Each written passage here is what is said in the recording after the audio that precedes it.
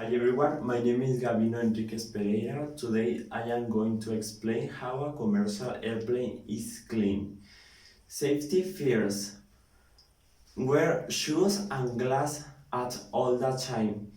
In the internal cleaning of the airplane, alcohol is used that does not damage of the functional and structural by corrosion.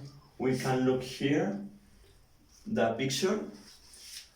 In the external cleaning of the airplane, methyl ethyl ketone is chemical to remove grease and landing of the fuselage to make visual inspection looking for the brakes.